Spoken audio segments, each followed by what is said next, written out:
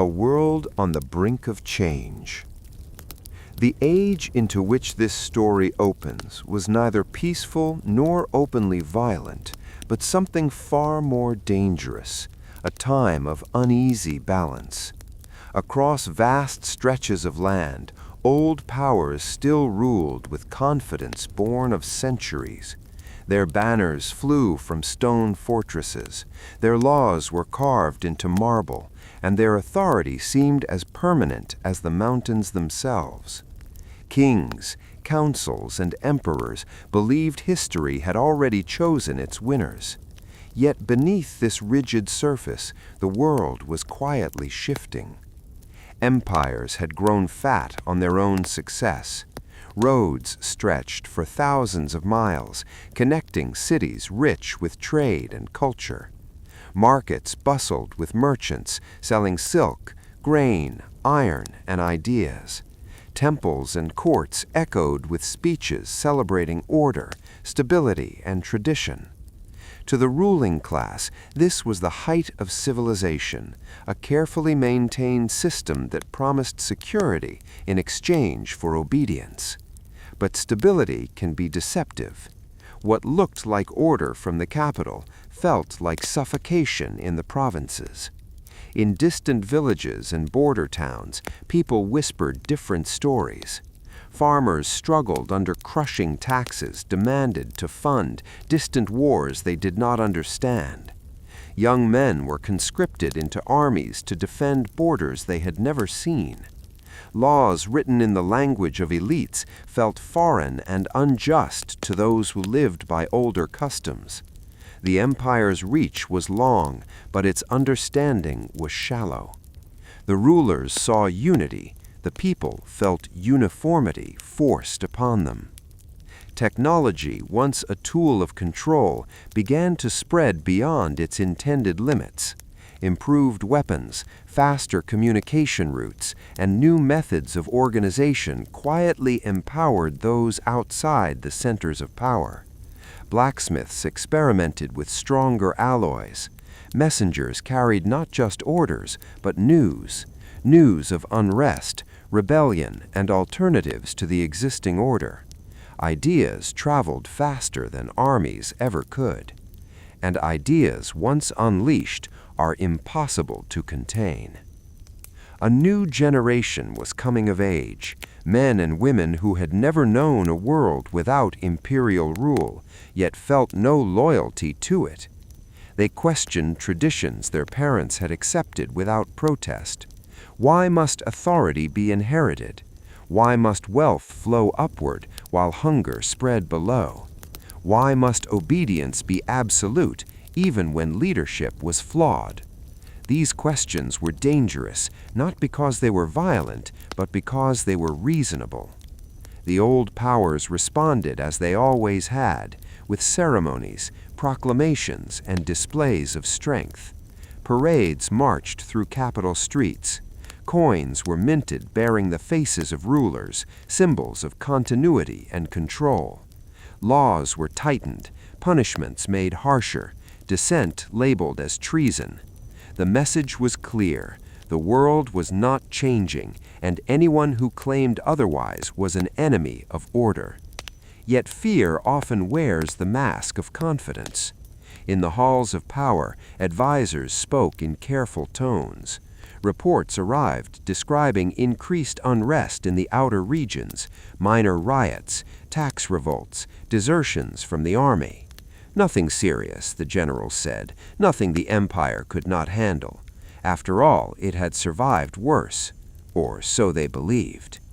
What they failed to understand was that this unrest was not a single fire, but hundreds of embers glowing at once.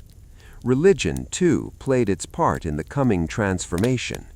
Ancient beliefs that once reinforced imperial authority were being reinterpreted or rejected entirely. New movements emerged, preaching moral equality, shared suffering, and justice beyond royal decree. These beliefs spread quietly, often in secret gatherings, beyond the reach of official temples. Faith, once a pillar of control, became a language of resistance. Meanwhile, the economy, long praised as the backbone of imperial success, showed signs of strain. Wealth concentrated in fewer hands, while inflation eroded the savings of common families. Veterans returned from wars to find no land, no work, and no honor waiting for them. They had fought for an empire that now seemed indifferent to their sacrifices. Resentment grew, slow but steady. Nature itself appeared to rebel against the illusion of permanence. Harvests failed in successive seasons. Floods and droughts struck with unfamiliar intensity. Some saw these events as coincidence, others as divine warning. To many, they were simply proof that the old systems could no longer protect them. And yet, life continued. Children were born. Markets opened each morning. Soldiers stood guard at city gates. On the surface, the world moved as it always had. That was the most dangerous part. History rarely announces itself with thunder. More often, it whispers before it roars. In taverns and homes, stories circulated of distant regions where rulers had been challenged, where people had dared to resist and survived. These stories were exaggerated, perhaps even false, but they carried something more powerful than truth: hope. Hope that the world was not fixed, hope that change was possible. For the first time in generations, the future felt uncertain to those in power and imaginable to those without it. This was not yet an age of revolution. No great banners had been raised, no decisive battles fought. But the foundations of the old world were beginning to crack. The systems that once guaranteed order now bred inequality. The traditions that once united people now divided them. The authority that once inspired loyalty now demanded fear. A world on the brink of change is not defined by chaos, but by tension, the unbearable pressure between what is and what could be. And as this story begins, that pressure was reaching its breaking point. The old powers still stood tall, unaware that history had already begun to move past them. Beneath their feet, the ground was shifting, and when it finally gave way, the world would never be the same. The birth of an empire built on ambition. Every empire begins as an idea, long before it becomes a reality. Long before banners rise and borders are drawn, there is first a vision, often born in uncertainty, fear, and desire. The empire at the center of this story did not emerge from peace or prosperity. It was forged in a landscape of fractured tribes, constant warfare, and desperate survival. Ambition was not a luxury, it was a necessity. In the early days, the land was divided among rival clans, each struggling to protect scarce resources. Droughts and raids were common, and alliances shifted as quickly as loyalties.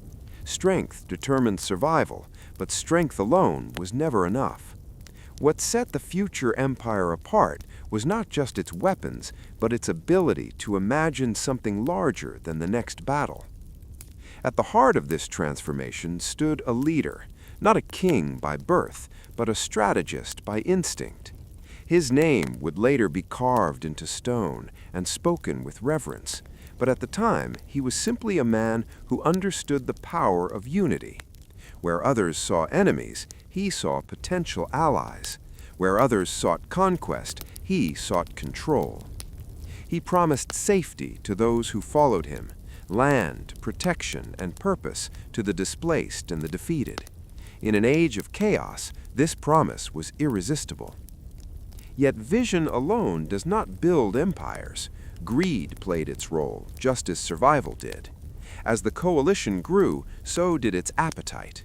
Victories brought wealth, and wealth brought influence. Trade routes were seized, mines claimed, and cities absorbed. Each conquest was justified as a defensive necessity, even as borders expanded far beyond their original purpose. The empire learned early how to turn victory into legitimacy. Rather than destroying conquered peoples, the new rulers absorbed them. Local leaders were allowed to keep their titles so long as they swore loyalty.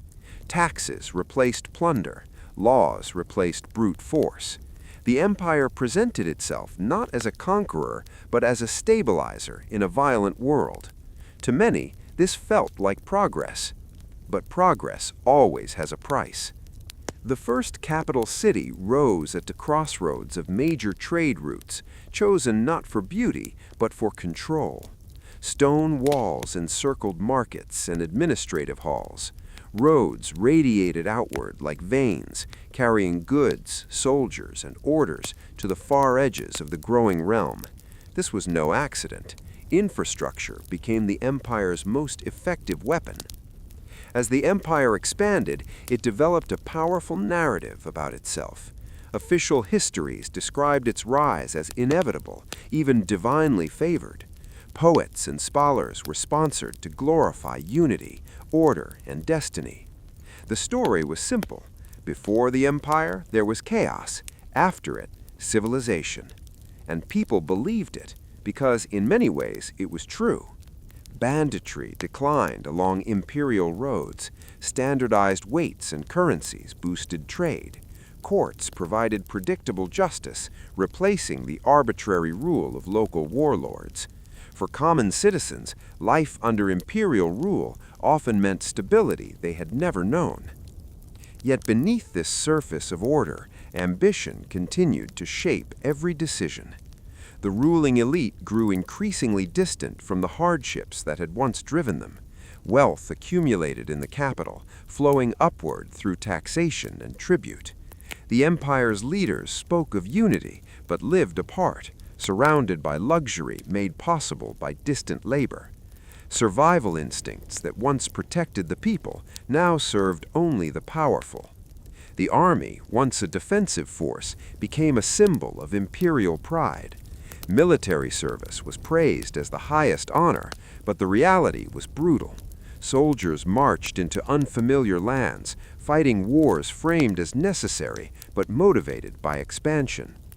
Each victory fed the empire's hunger for more territory, more resources, more influence. Greed, now cloaked in ideology, became indistinguishable from destiny. Religion was carefully woven into the imperial identity. Old gods were reinterpreted to favor imperial rule, while new rituals reinforced loyalty to the state. Temples doubled as administrative centers. Faith became a tool, not just for comfort, but for control. To question the empire was to question the divine order itself. This fusion of belief and power proved remarkably effective. Over time, resistance faded, not because it disappeared, but because it was redefined. Dissenters were labeled enemies of peace. Rebellions were framed as threats to stability rather than cries for justice. The empire did not deny violence, it justified it. Still, the empire's greatest strength remained its adaptability. When faced with rebellion, it reformed laws. When faced with economic strain, it adjusted taxes. When faced with cultural differences, it absorbed traditions selectively, creating the illusion of inclusivity. This flexibility allowed it to grow where more rigid powers had failed. But adaptability can also mask decay. As generations passed, the memory of hardship faded among the ruling class. Ambition no longer served survival, it served ego. Expansion continued not because it was necessary, but because it was expected. The empire had become trapped by its own success, driven forward by momentum it no longer understood. The vision that once united the people slowly transformed into an expectation of obedience. For those at the center, the empire represented achievement, order, and historical greatness. For those at the edges, it increasingly felt like extraction and control. Resources flowed inward, authority flowed outward. The balance that had once made the empire strong began to tilt. And yet, from a distance, The empire appeared unstoppable. Foreign envoys marveled at its roads, its armies, its disciplined bureaucracy. Other nations sought to imitate it or to challenge it. History would later record this era as the empire's golden rise, a time when ambition reshaped the world. But history often forgets that ambition is a double-edged sword. The same hunger that built the empire also planted the seeds of its future struggle. Vision blurred into arrogance, greed replaced necessity, survival instincts evolved into fear of loss. The empire had risen not just on strength, but on the belief that it deserved to rule. And that belief, more than any enemy, one day would be tested. For now, the empire stood tall, young, powerful, and confident. Its birth had been brutal, brilliant, and transformative. It had reshaped history, redrawn borders, and redefined power itself. But the story of an empire is never only about how it rises. It is also about what it becomes when ambition no longer knows its limits. Lives under the shadow of power. Empires are often remembered for their rulers, their wars, and their monuments. History preserves the names of generals and kings, carving them into stone and memory. Yet for every name recorded, there were millions of lives lived quietly beneath the shadow of power, lives shaped not by ambition, but by obedience, endurance, and hope. Far from the marble halls of the capital, the empire touched people in small, relentless ways. In the countryside, farmers rose before dawn as their parents and grandparents had done. The soil was their constant companion, offering both sustenance and uncertainty. Imperial rule brought order to their lives, clear boundaries, protected roads, and markets where crops could be sold without fear of bandits. But it also brought taxes calculated far from the fields by men who had never felt cracked earth beneath their feet. Each harvest was divided before it was even gathered, one portion for the family, one for seed, and one for the empire. In good years there was enough. In bad years, the margin between survival and starvation disappeared. Still, the collectors came on schedule, carrying ledgers that made no allowance for drought or flood. To resist was to invite punishment. To comply was to endure. For many families, the empire was not an idea, but a presence, felt in the weight of obligation, in the anxiety of inspection days, and in the silent calculations made around dinner fires. Children learned early what not to say. Elders remembered a time before imperial rule, but spoke of it cautiously, as if the past itself were dangerous. In towns and cities, artisans and merchants lived a different reality. Imperial roads brought customers, and standardized currency simplified trade. A blacksmith could sell tools to travelers from distant regions, while a weaver's cloth might end up in a city she would never see. Opportunity existed, but it came with scrutiny. Guilds were regulated, prices monitored, licenses required. Prosperity attracted attention, and attention attracted control. Those who succeeded learned to balance ambition with discretion. Too much success could invite confiscation or forced service to the state. The empire rewarded productivity, but it never forgot who truly owned it. Among all imperial subjects, soldiers lived the most conflicted lives. Recruited young, sometimes willingly, sometimes not, they were promised honor, land, and purpose. For many, military service offered an escape from poverty or obscurity. Uniforms gave identity. Marching in formation gave belonging. But war stripped away illusion quickly.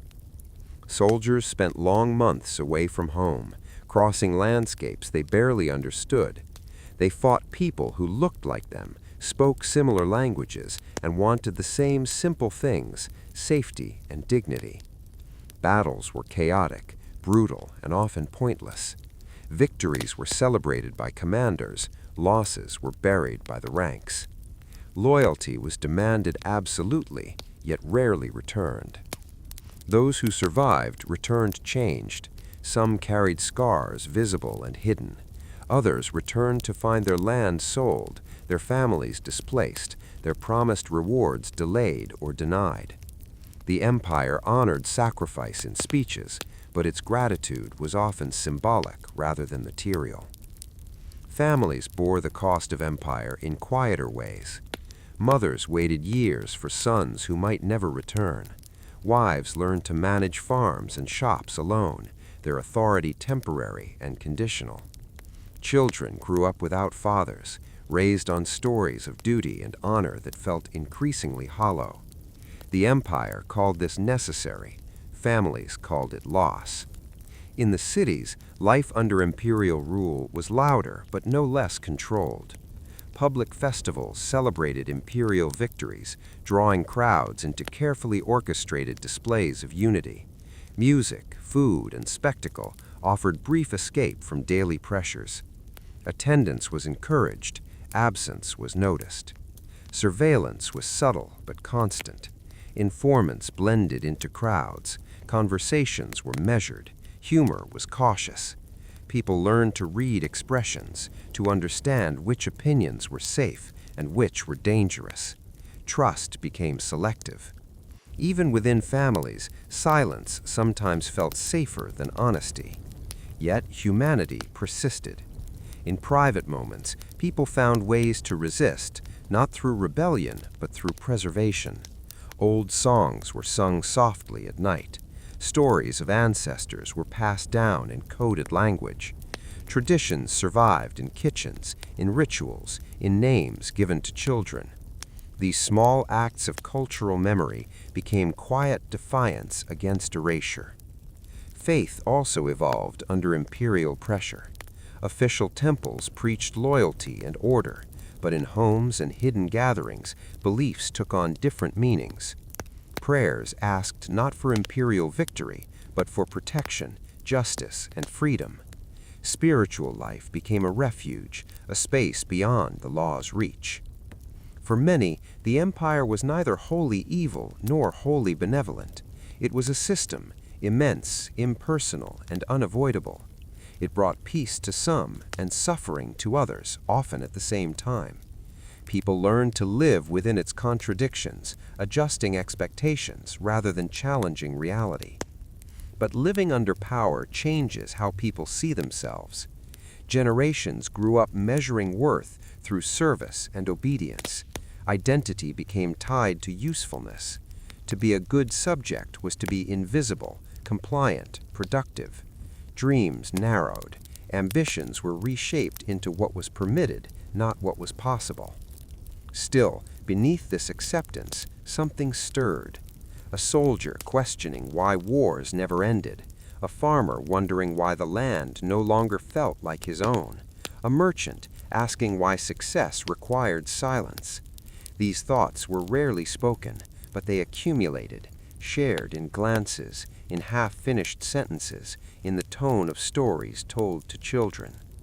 The empire shaped destinies not only through laws, but through limits. And yet those limits also revealed their fragility. When people begin to imagine life beyond them, even briefly, power starts to lose its absolute grip. The empire depended on compliance more than force, and compliance depended on belief. As long as ordinary people believed the system was unchangeable, it remained strong. But belief is not permanent. Lives lived under the shadow of power are defined by adaptation, resilience, and quiet endurance. History may overlook these lives, but they are the true foundation of every empire. And when that foundation begins to shift, when ordinary people stop accepting the world as it is, the shadow begins to fade. This story, like all stories of empire, is not only about rulers and wars, it is about the countless lives beneath them and the moment they begin to matter. Glory, wealth, and the illusion of permanence. At its peak, the empire no longer felt like something built by human hands. It felt eternal. To those who lived within its borders, and even to those beyond them, it appeared invincible, a structure so vast and refined that the idea of its collapse belonged more to fantasy than to history. This was the age of glory, when wealth flooded the capital, culture flourished under imperial patronage, and confidence hardened into certainty. The heart of the empire pulsed with opulence. Streets were paved with stone hauled from distant quarries, laid with precision and pride. Public fountains flowed endlessly, symbols of abundance in a world where water elsewhere was scarce. Markets dazzled the senses, gold coins changing hands, silks shimmering in the sun, spices perfuming the air. Everything had a price, and the empire could afford it. Money, once a tool, had become a symbol. Imperial currency circulated far beyond the borders of the realm, accepted in foreign markets as a mark of stability and trust. To trade with the empire was to acknowledge its dominance. To reject its coin was to risk isolation. Wealth was no longer merely stored in vaults. It was displayed, celebrated, and institutionalized. Prosperity became proof of legitimacy.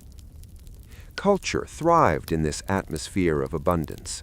Artists, poets, philosophers, and architects found generous patrons among the ruling elite.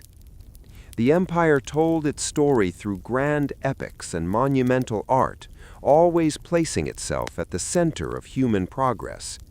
Murals depicted heroic conquests. Statues immortalized leaders in idealized forms. Literature praised unity, order, and destiny. The empire did not merely rule, it defined meaning. Festivals filled the calendar, each commemorating a victory, a founding moment, or a divine blessing said to favor imperial rule. Citizens gathered in public squares to watch performances that blended entertainment with ideology. Music stirred pride, speeches reinforced loyalty. Celebration became ritual, and ritual became reinforcement. In these moments, the empire felt alive, benevolent, and unshakable. The ruling class lived surrounded by luxury that insulated them from uncertainty.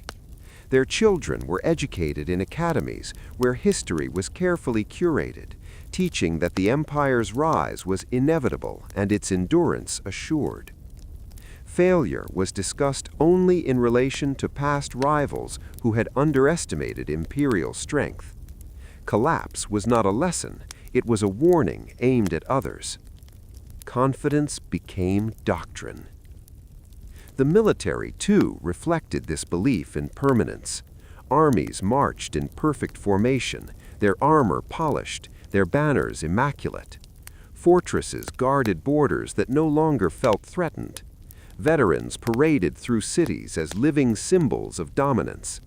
The empire no longer fought wars for survival, it fought to remind the world of its superiority. And yet, victory bred complacency. As the empire's power grew unquestioned, efficiency gave way to excess. Bureaucracies expanded, duplicating authority and slowing decision-making. Offices once created to manage growth now existed to preserve privilege. Corruption crept quietly into systems designed for order.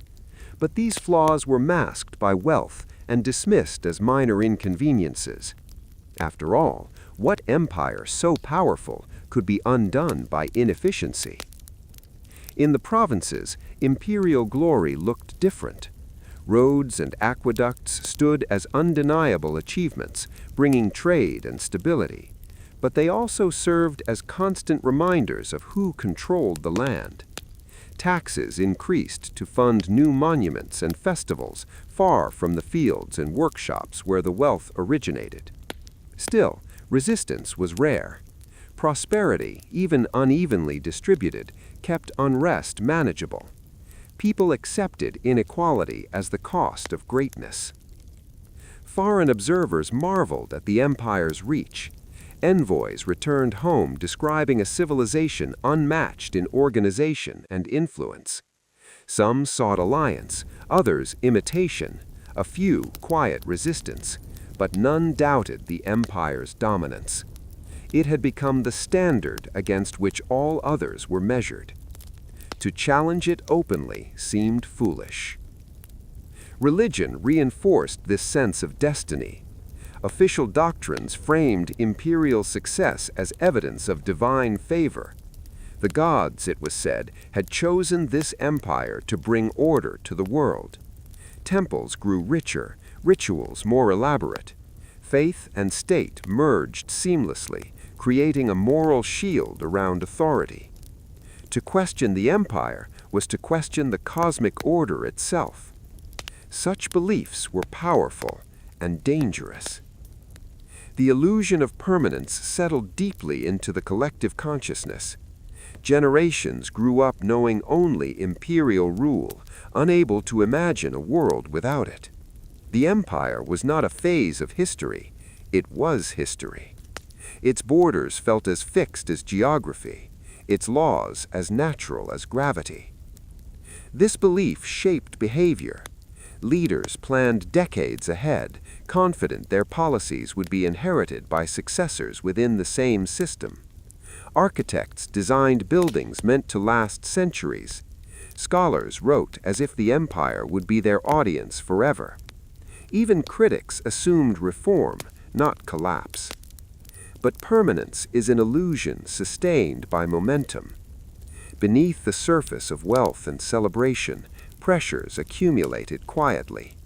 Economic imbalance widened. Cultural pride hardened into arrogance. Military strength masked strategic stagnation. The empire's success made it slow to adapt, reluctant to question itself. Its greatest weakness was its certainty.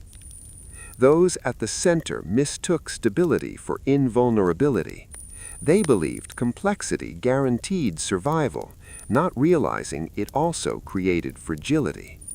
The more interconnected the system became, the more damage a single failure could cause. Yet warnings, when they appeared, were dismissed as pessimism or disloyalty. History, after all, was on their side. For ordinary citizens, the empire's glory offered comfort and constraint in equal measure. They enjoyed peace, predictable laws, and access to culture unknown to their ancestors.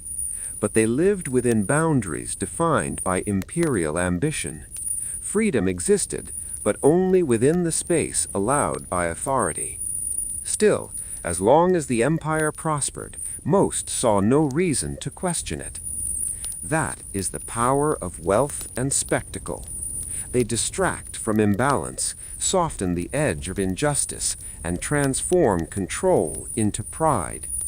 When people feel part of something great, they are willing to overlook its flaws.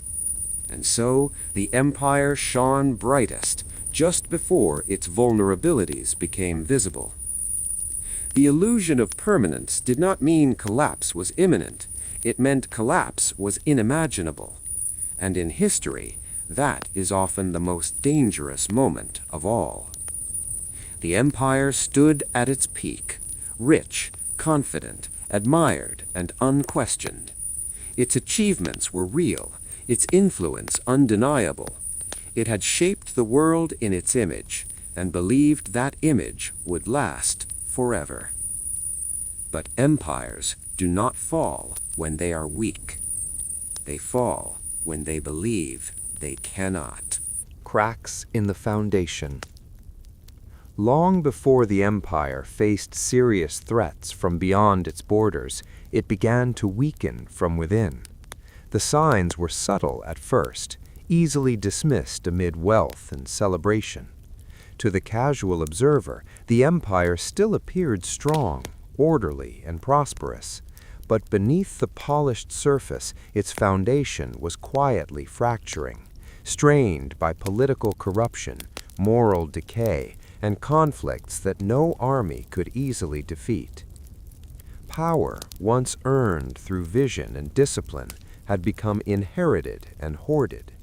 Positions of authority were no longer granted for competence or loyalty, but bought through influence, family ties, and bribery. Offices meant to serve the public good transformed into tools of personal enrichment. Corruption did not announce itself as betrayal. It presented itself as convenience, as tradition, as the way things were done. Few questioned it because many benefited from it. The ruling elite grew increasingly disconnected from the realities of the empire's people. Decisions affecting millions were made in closed chambers, shaped more by rivalry than responsibility. Policies were crafted to protect privilege rather than stability.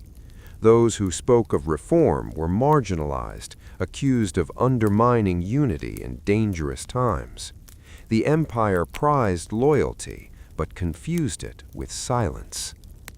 Bureaucracy, once a triumph of organization, became a labyrinth. Layers of administration slowed responses to crises and obscured accountability.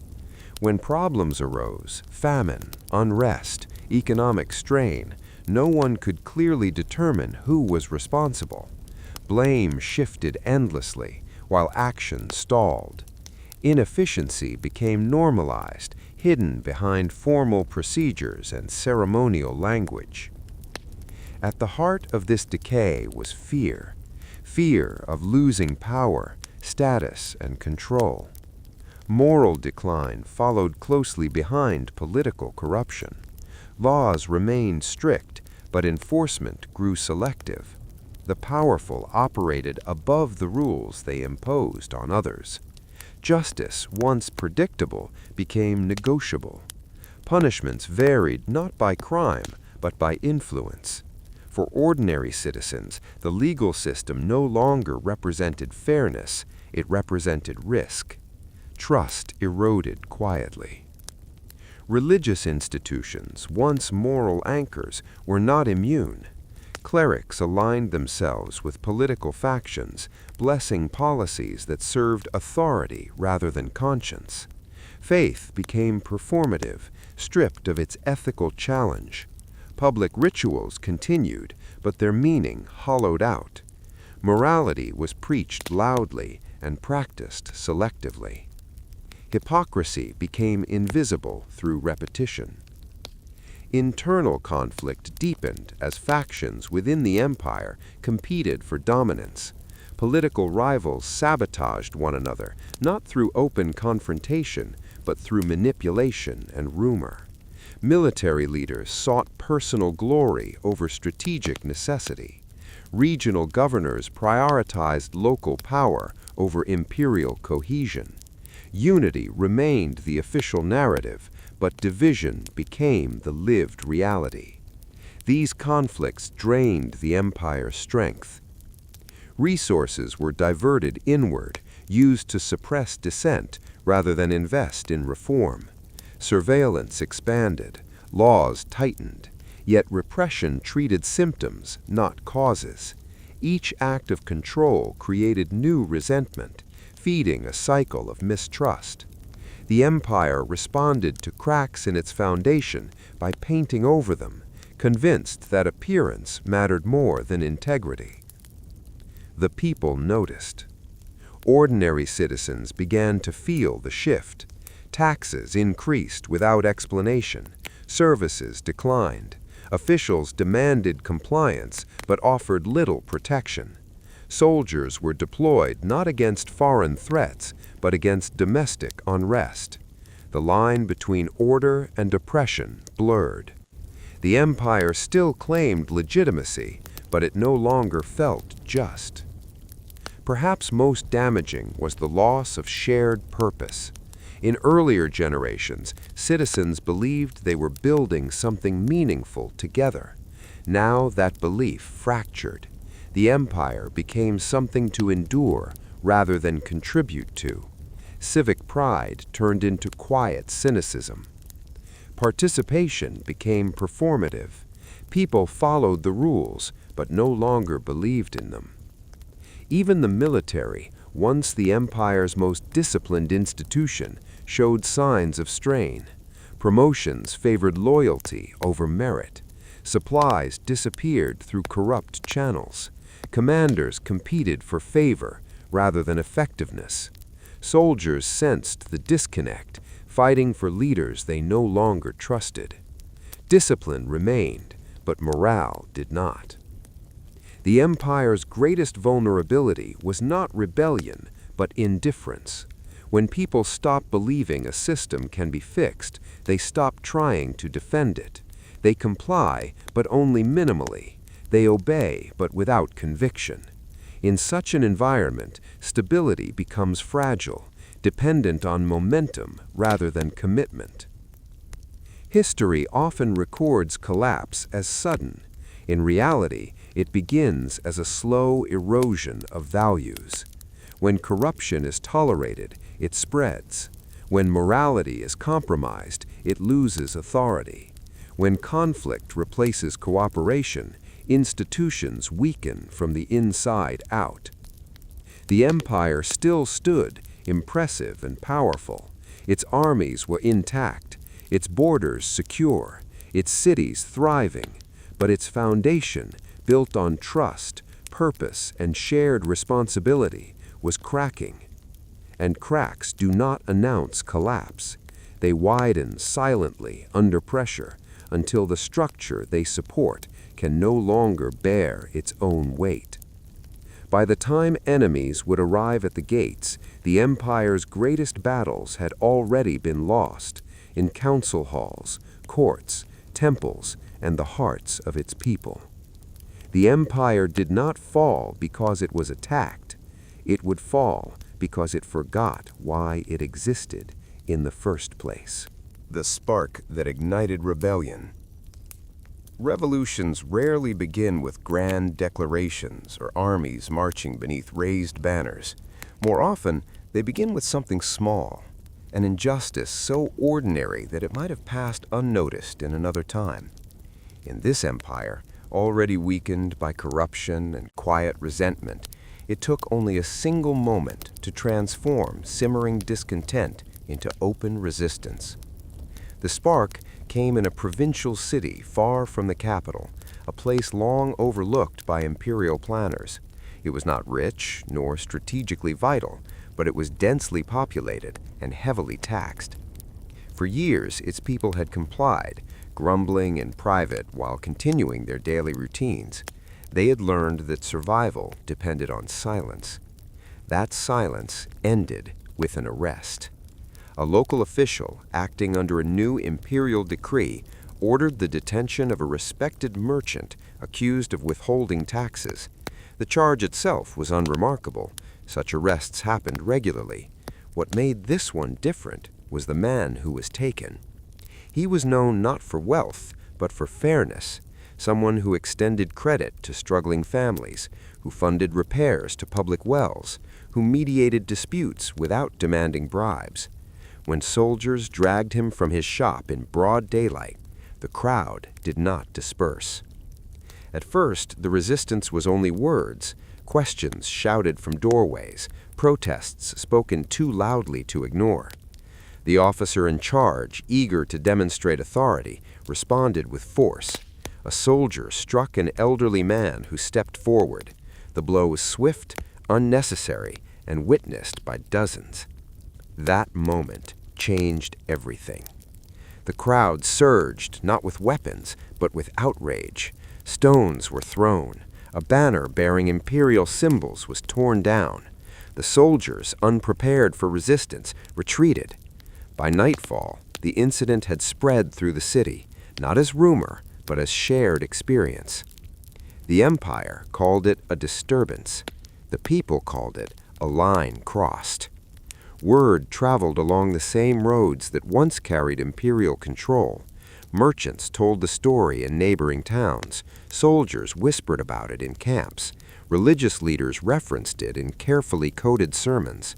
The story grew, not in accuracy, but in meaning. It became a symbol of everything people had endured. And symbols are dangerous. The empire's response was predictable and disastrous.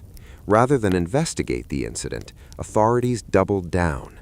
Additional troops were sent, curfews imposed, public gatherings restricted. The detained merchant was transferred to a distant prison, his fate deliberately obscured. The message was meant to restore order. Instead, it confirmed injustice. Small acts of resistance followed. Markets closed in protest. Tax payments were delayed. Graffiti appeared on walls, simple phrases at first, then bold slogans challenging imperial authority. None of this was coordinated. That was its strength. The rebellion did not yet have leaders, demands, or structure. It had momentum. In villages and towns across the empire, people began to test boundaries. A farmer refused to surrender grain. A soldier deserted his post. A magistrate ignored a directive. Each act alone was insignificant. Together, they revealed how fragile control had become. The empire's leaders dismissed these signs as temporary unrest. They had seen disturbances before, but this time something was different. The fear that once kept people obedient had weakened, replaced by anger and, more dangerously, solidarity. For the first time in generations, people believed they were not alone. Religion and culture amplified the movement. Old texts were reinterpreted as calls for justice rather than obedience. Songs once sung in private were performed openly. Stories of past resistance, real and imagined, circulated freely. The empire's narrative of inevitability began to fracture. The rebellion found its language. Attempts to suppress it only broadened its appeal. Public punishments turned victims into martyrs. Arrests created networks of sympathy. Each act of repression validated the belief that the system could not be reformed, only challenged. The empire relied on compliance. It now faced conviction. What made this rebellion especially dangerous was its lack of a single center. There was no capital to seize, no leader to eliminate. It spread through trust and shared experience, not commands. Suppressing it required resources the empire no longer controlled effectively. Within the military, loyalty fractured. Some units followed orders reluctantly. Others hesitated. A few openly defected, bringing weapons and training to the resistance. The empire's greatest strength, its army, became a source of uncertainty. Confidence in authority eroded rapidly. The original incident, the arrest, the blow struck in anger, was still discussed, but it had grown into something larger. It no longer mattered whether the merchant was innocent. What mattered was that everyone recognized themselves in him. His fate symbolized their own vulnerability. The rebellion was not fueled by ideology alone. It was fueled by dignity. As resistance spread, the empire began to understand the depth of its miscalculation. This was not a riot to be crushed, but a transformation to be confronted. But by then, options were limited. Concession appeared weak. Repression proved ineffective. The structure of authority itself was being questioned. The spark had become a fire. And like all fires, it followed paths of least resistance, through grievances long ignored, through institutions hollowed by corruption, through people who had waited years for a reason to act. History would later debate when the rebellion truly began. Some would point to declarations and battles yet to come. Others would trace it back to that single moment in a provincial market. A blow struck in public, a crowd that refused to look away, an empire that mistook silence for loyalty. By the time the rulers recognized the rebellion for what it was, it no longer belonged to any one event or place. It belonged to the people. And once that happens, authority is never the same again. War, sacrifice, and the cost of freedom. When rebellion finally transformed into war, it did so without ceremony. There was no single declaration, no moment when the empire formally acknowledged that its authority was being challenged across the land. Instead, violence arrived unevenly, first in remote districts, then along major roads, and finally at the gates of cities that had never imagined themselves as battlegrounds. What had begun as resistance now demanded blood. The empire mobilized with the confidence of habit. Legions marched under banners that had once inspired fear and pride in equal measure. Commanders issued orders assuming obedience, believing discipline would restore control. But this was no longer a war against foreign enemies. It was a war against people who spoke the same language, worshipped in the same temples, and once believed in the same future. That made every decision heavier. For soldiers, loyalty was no longer a simple matter of command. Many had family in rebel-held regions. Some recognized faces across the battlefield, former neighbors, distant relatives, childhood friends. Training had prepared them for violence, but not for recognition. Each clash carried moral weight alongside physical danger. Desertion increased. Some soldiers fled in the night, unwilling to fight their own people. Others defected openly, bringing weapons and tactical knowledge to the rebels. A few remained loyal out of fear, duty, or belief that order, however flawed, was better than chaos. The empire still had an army, but it was no longer unified in purpose. The rebels, for their part, were unprepared for the scale of what they had begun. What started as spontaneous resistance now required organization, supply lines, and leadership. Farmers became fighters. Artisans forged weapons instead of tools. Religious leaders offered blessings before battles they barely understood. Freedom, they discovered, was expensive. Battles were chaotic and brutal. There were no clean lines, no clear fronts. Villages changed hands multiple times. Roads once used for trade carried refugees instead. Smoke marked places where homes had stood. Victory was measured not only in territory gained, but in lives lost and will sustained. Civilians paid the highest price. Families fled ahead of advancing forces, carrying what they could and abandoning what they could not. Fields went unplanted, markets closed, hunger spread faster than any army. Those who remained faced impossible choices: support the rebels and risk imperial punishment, or cooperate with the empire and risk rebel retaliation. Neutrality became impossible. In cities, the war took a different form. Sieges tested patience and endurance more than strength. Food was rationed, water became precious, rumors spread faster than truth. Inside the walls, factions formed, some advocating surrender, others resistance at any cost. Outside, imperial forces weighed strategy against exhaustion. Every day the war continued, the empire bled resources. Gold flowed outward instead of inward, supply lines stretched thin, loyal provinces grew resentful of increased demands. The empire's machinery, built for expansion and control, struggled to contain a conflict rooted in its own population, and yet surrender was unthinkable. For rebel leaders, unity was fragile. They disagreed on goals as much as tactics. Some fought for reform, others for independence. Some sought to replace the empire, others wanted to dismantle it entirely. These differences threatened to fracture the movement, even as the war intensified. Still, the shared experience of suffering held them together. Sacrifice became the language of legitimacy. Fallen fighters were honored as martyrs. Stories of courage spread, often exaggerated, sometimes invented.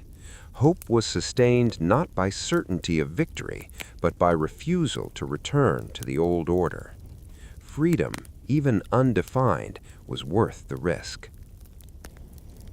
For individuals, the war forced choices that would shape their lives forever. A mother decided whether to hide her son or send him to fight. A farmer chose between feeding soldiers or feeding his family. A soldier weighed orders against conscience. There were no purely moral options, only consequences. The cost of these choices accumulated quietly. Trauma replaced triumph. Survivors carried memories that no celebration could erase. Entire generations grew up knowing only conflict, their understanding of identity forged through loss. Hope was sustained not by certainty of victory, but by refusal to return to the old order. Freedom, even undefined, was worth the risk. For individuals, the war forced choices that would shape their lives forever. A mother decided whether to hide her son or send him to fight. A farmer chose between feeding soldiers or feeding his family. A soldier weighed orders against conscience. There were no purely moral options, only consequences. The cost of these choices accumulated quietly. Trauma replaced triumph. Survivors carried memories that no celebration could erase. Entire generations grew up knowing only conflict, their understanding of identity forged through loss. Hope was sustained not by certainty of victory, but by refusal to return to the old order. Freedom, even undefined, was worth the risk.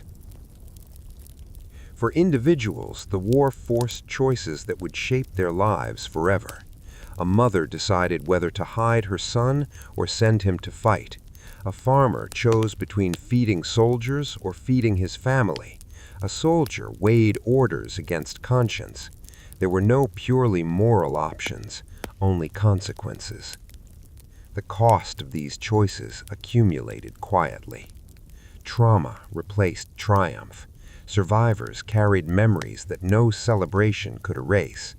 Entire generations grew up knowing only conflict, their understanding of identity forged through loss. Hope was sustained not by certainty of victory, but by refusal to return to the old order. Freedom, even undefined, was worth the risk. For individuals, the war forced choices that would shape their lives forever. A mother decided whether to hide her son or send him to fight. A farmer chose between feeding soldiers or feeding his family. A soldier weighed orders against conscience. There were no purely moral options, only consequences. The cost of these choices accumulated quietly. Trauma replaced triumph. Survivors carried memories that no celebration could erase. Entire generations grew up knowing only conflict, their understanding of identity forged through loss. Hope was sustained not by certainty of victory, but by refusal to return to the old order. Freedom, even undefined, was worth the risk. For individuals, the war forced choices that would shape their lives forever. A mother decided whether to hide her son or send him to fight. A farmer chose between feeding soldiers or feeding his family. A soldier weighed orders against conscience. There were no purely moral options, only consequences. The cost of these choices accumulated quietly. Trauma replaced triumph. Survivors carried memories that no celebration could erase. Entire generations grew up knowing only conflict, their understanding of identity forged through loss. Hope was sustained not by certainty of victory, but by refusal to return to the old order. Freedom, even undefined, was worth the risk. For individuals, the war forced choices that would shape their lives forever. A mother decided whether to hide her son or send him to fight. A farmer chose between feeding soldiers or feeding his family. A soldier weighed orders against conscience. There were no purely moral options, only consequences. The cost of these choices accumulated quietly. Trauma replaced triumph. Survivors carried memories that no celebration could erase. Entire generations grew up knowing only conflict, their understanding of identity forged through loss. Hope was sustained not by certainty of victory, but by refusal to return to the old order. Freedom, even undefined, was worth the risk. For individuals, the war forced choices that would shape their lives forever. A mother decided whether to hide her son or send him to fight. A farmer chose between feeding soldiers or feeding his family. A soldier weighed orders against conscience. There were no purely moral options, only consequences. The cost, the fall no one believed possible. For generations, the empire had been spoken of in the language of certainty. Its borders were described as permanent, its power as inevitable, its survival as assured. Even as war spread and rebellion hardened into resistance, few truly believed the empire could fall. It had endured crises before. It had absorbed enemies, crushed dissent, and emerged stronger. Collapse was something that happened to others. That belief proved fatal. The fall did not come as a single blow, but as a cascade of failures that unfolded too quickly to contain. What began as isolated losses along distant fronts soon converged into a pattern no longer deniable. Supply routes were severed, garrisons surrendered or defected. Messages from the provinces arrived late, or not at all. The empire's vast machinery, once its greatest strength, became its greatest liability. Control slipped faster than anyone expected. In the capital, the illusion of stability held until the very end. Markets remained open, councils met on schedule, public announcements promised imminent victory. The rulers believed that projecting confidence could restore reality, as if authority alone could reverse momentum. But authority without trust is hollow. The first true shock came when a major city, long considered unassailable, opened its gates to rebel forces. There was no dramatic siege, no final stand. The defenders, exhausted and unpaid, chose survival over loyalty. News of the surrender spread like wildfire, shattering the myth of imperial invincibility. Panic followed disbelief. Financial institutions collapsed almost overnight. Coin lost value as confidence evaporated. Wealth that at once symbolized permanence became useless in the face of uncertainty. Elites scrambled to secure assets, fleeing to estates or foreign courts. The empire's social contract, unspoken but powerful, disintegrated. The military fractured completely. Some commanders attempted to rally remaining forces only to find themselves ignored. Others negotiated their own survival, switching allegiance or declaring neutrality.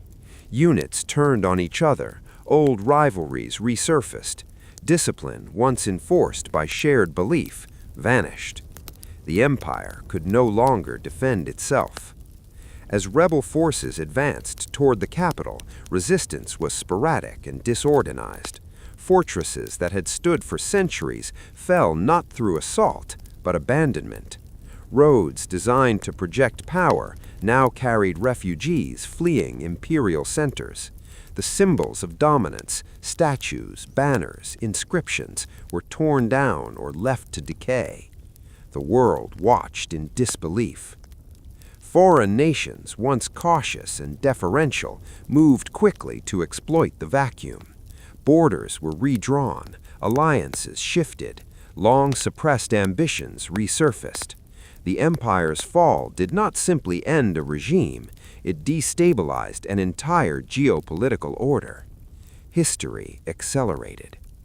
Within the capital, the final days were marked by confusion rather than chaos. There was no dramatic burning of palaces, no triumphant entry announced by trumpets. Instead, the ruling council dissolved quietly, members slipping away under cover of darkness. Records were destroyed, orders contradicted each other. No one wanted to be the last to believe.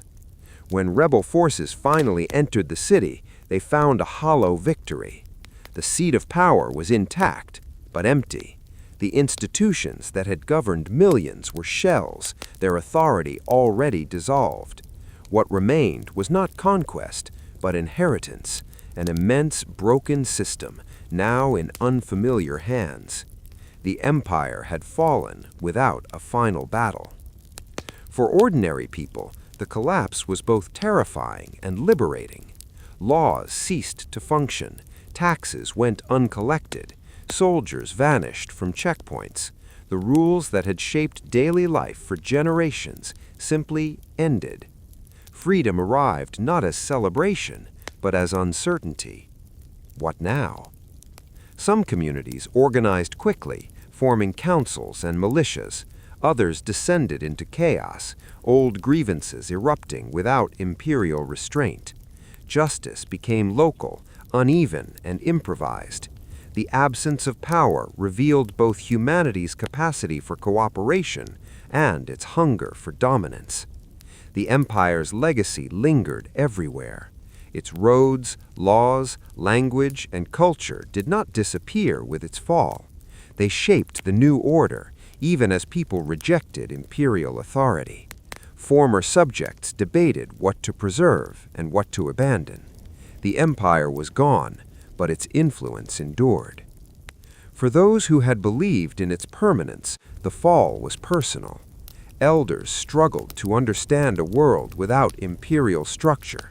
Soldiers questioned years of sacrifice. Officials faced judgment, some harsh, some merciful. The empire's collapse forced reckoning not only with institutions, but with identity. Who were they without it? The most profound shock was psychological. The empire taught people that power was fixed, that hierarchy was natural, that resistance was futile. Its fall shattered those assumptions. If this empire could collapse, then any system could.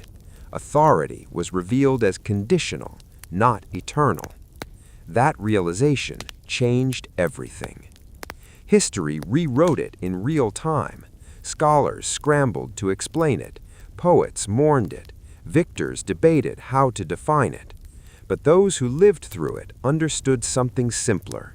The empire had fallen because it could no longer command belief. Empires do not survive on force alone. They survive on faith, in legitimacy, purpose, and future. When that faith breaks, even the mightiest structure collapses under its own weight. Aftermath, a world forever changed. The fall of the empire left the world unrecognizable. Streets once lined with merchants, soldiers, and administrators now echoed with silence or cautious conversation. Markets were empty, administrative offices abandoned, and temples stood half-empty, their rituals interrupted by absence and uncertainty.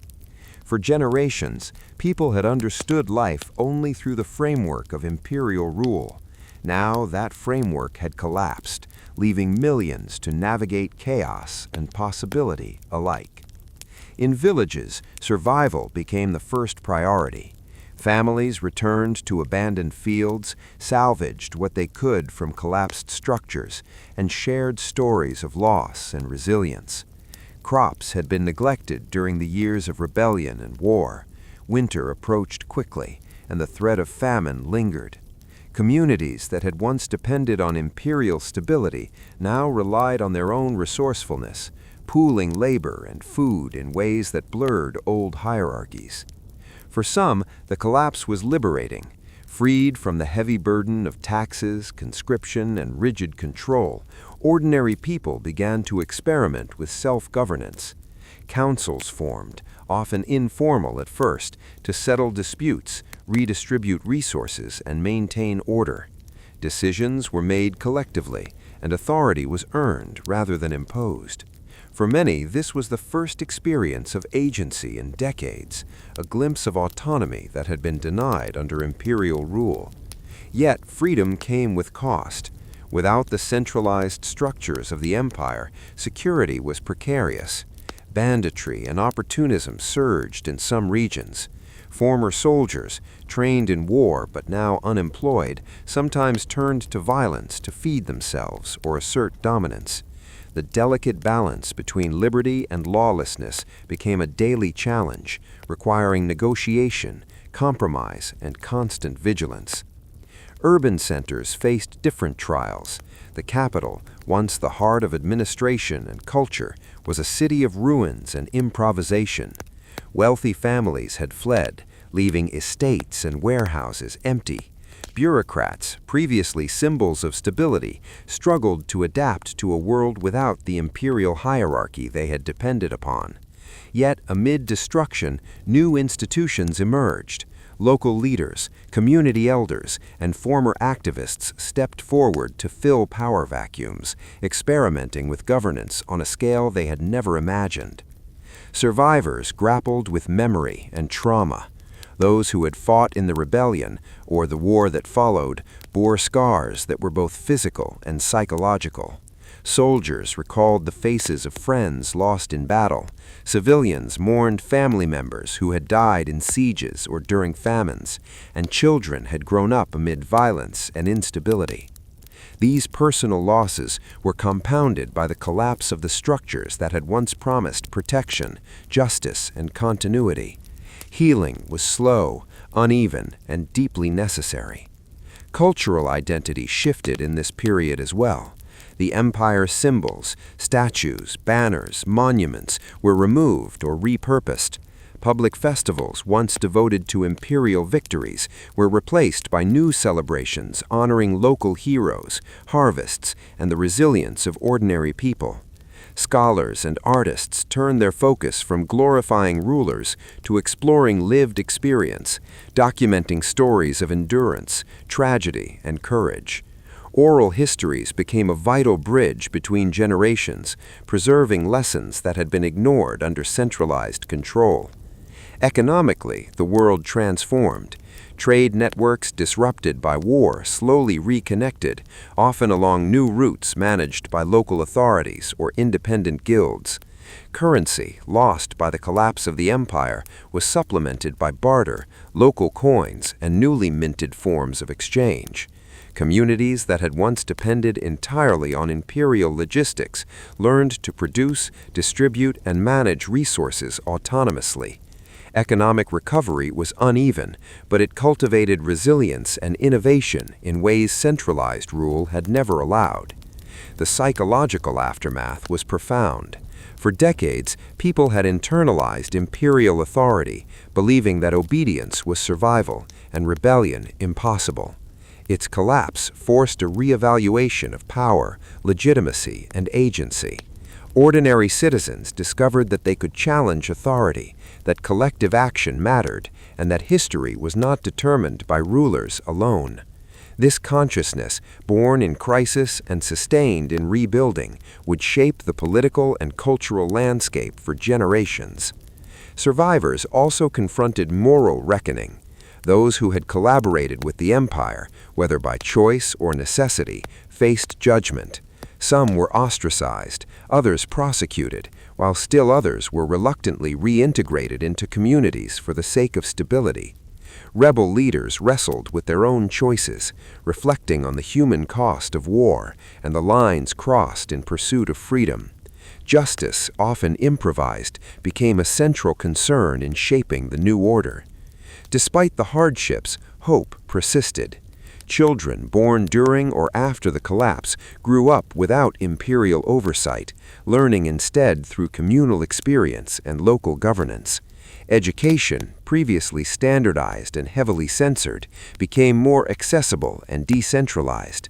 New forms of art, literature, and music flourished, reflecting both suffering and possibility. Cultural revival was a declaration in itself that life continued, that people endured, and that the human spirit was indomitable.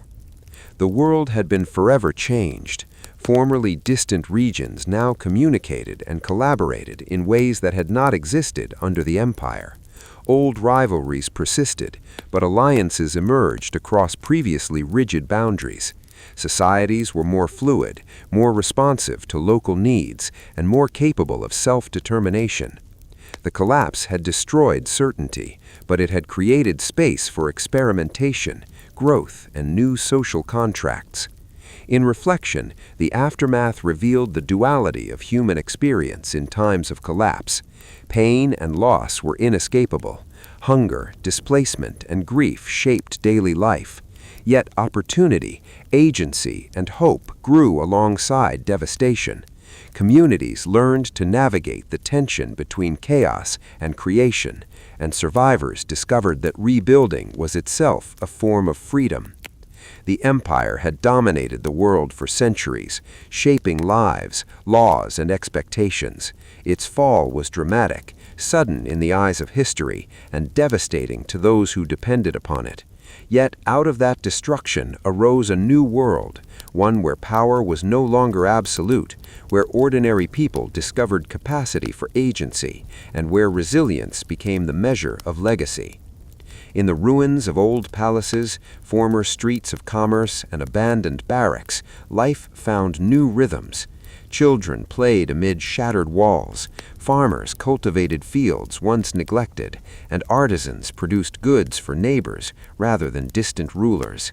The echoes of empire lingered, but the sound was softened, reinterpreted, and, in some ways, liberated. This new era would carry lessons of caution, endurance, and humanity. It reminded those who lived through it that no system is permanent, that authority must be earned, and that even in devastation, people can reclaim their lives, their dignity, and their futures. The collapse of one order was not the end, it was the beginning of countless new possibilities. Survivors learned to live with uncertainty, to make decisions without directives from above, and to measure success by community, safety, and hope, rather than conquest and wealth. History, which had once seemed written by emperors and generals, was now written by ordinary hands. Every field tilled, every school rebuilt, every council formed was a testament to human resilience. The empire was gone, but the lessons endured. The world would never be the same. Its people, scarred yet alive, carried forward the knowledge that freedom, peace, and society are fragile, precious, and worth fighting for, again and again. Lessons written in history's blood. History does not record only victories or defeats. It records choices, consequences, and the echoes of human ambition. As the dust settled on the ruins of the fallen empire, survivors, scholars, and observers alike began to realize that the past, so vividly lived in violence, sacrifice, and upheaval, offered lessons that transcended time, culture, and geography. These lessons were not written in books alone. They were etched in the blood, tears, and courage of those who endured. The empire, once seemingly invincible, had promised permanence. Its leaders assumed that power, wealth, and rigid control could withstand any challenge. They built monuments, amassed armies, codified laws, and indoctrinated generations. To outsiders and citizens alike, it appeared as if history itself bowed before its might. Yet that same empire fell, not in a single decisive battle, nor solely because of external enemies, but because the human spirit, under duress and injustice, refused subjugation indefinitely. The first lesson was simple yet profound. Power is conditional.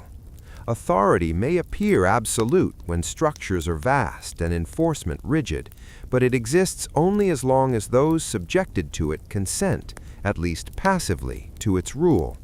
When the legitimacy of power is questioned, when obedience becomes mechanical rather than voluntary, the edifice of authority begins to crumble. Generals, governors, and kings may command armies, levy taxes, and issue decrees, but the true foundation of any system rests upon human belief. Remove that, and even the mightiest empire becomes brittle.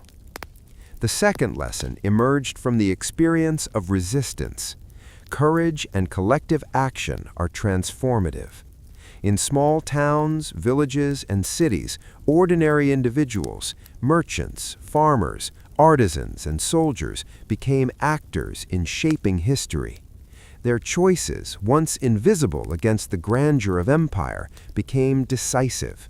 A merchant's arrest in a distant market, an act seemingly minor, ignited a rebellion whose effects reached the capital. Soldiers defected, communities organized, and ordinary citizens found in shared indignation the strength to challenge what had been deemed invincible. History teaches that change rarely arrives from the top. It begins quietly among those who have been told their voices do not matter. Third, the story underscores the cost of freedom and the inevitability of sacrifice. Wars do not honor only the victorious, they honor endurance, moral choice, and resilience. Soldiers faced impossible decisions between loyalty and conscience.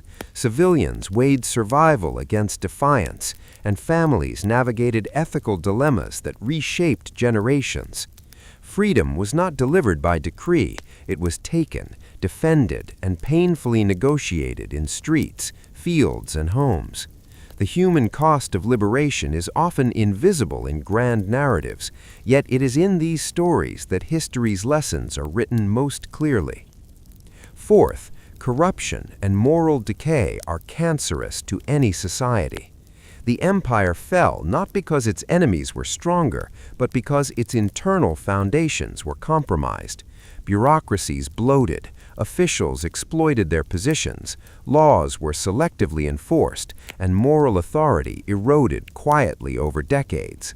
Citizens complied not out of trust, but resignation. Soldiers followed orders not out of conviction, but habit. When institutions forget their ethical purpose, when wealth and spectacle replace justice and accountability, collapse is not a question of if, but when. The fall of the empire serves as a stark warning. External threats are only dangerous to societies already weakened from within. Fifth, the aftermath illustrates the resilience and creativity of humanity.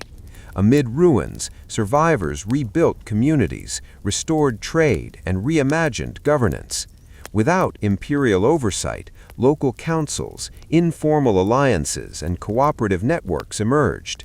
Education, culture, and civic participation flourished in forms previously unimaginable. Scarred generations discovered that human capacity for adaptation is vast. Suffering may leave wounds, but it also fosters innovation, solidarity, and empathy. History's blood is not solely a record of death, it is also evidence of life persisting, even flourishing, under unimaginable pressure. Sixth, the empire's narrative reminds us that history is both cyclical and instructive. The rise, peak, decline, and fall of power structures is a pattern repeated across continents and centuries. Yet each iteration carries unique lessons. The people who endured the empire's collapse learned not only from their immediate experience, but from understanding how the empire had amassed power and why it failed. Knowledge passed from one generation to another, encoded in stories, rituals, and memory. It is through this continuity of awareness that humanity begins to avoid repeating catastrophic mistakes. Seventh, the events highlight the interdependence of governance and morality. Systems may survive if laws are applied fairly, justice is perceived as impartial, and leaders demonstrate accountability.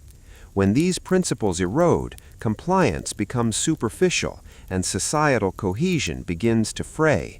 History's blood is a reminder that rulers are accountable not only for maintaining order, but for maintaining the ethical and moral frameworks that justify that order in the eyes of the people. Without these foundations, even the most sophisticated military and bureaucratic apparatus will fail. Eighth, the narrative demonstrates the fragility of confidence in permanence. Empires often imagine themselves eternal. Cultures presume their ideals immutable, and leaders believe their authority invulnerable. Yet time and human agency reveal the fallacy of these assumptions. No monument, army, or treasury can withstand a loss of legitimacy. In the story of the empire, this lesson resonates with every reader. Systems built on unquestioned power rather than collective belief and ethical stewardship are inherently vulnerable. Finally, the saga underscores a timeless truth. History belongs to the people, not the powerful. Soldiers, citizens, merchants, and farmers, acting in moments of courage and principle, are the true authors of historical change. Leaders, emperors, and generals may direct events, but it is the collective will and resilience of ordinary humans that determine outcomes. Those who endured, resisted, and rebuilt became both the witnesses and the architects of a new era. Even today, echoes of these lessons remain relevant. Political systems, social hierarchies, and institutions continue to rise and fall. Corruption, complacency, and moral compromise still threaten societies. Resistance, solidarity, and human ingenuity still transform the world.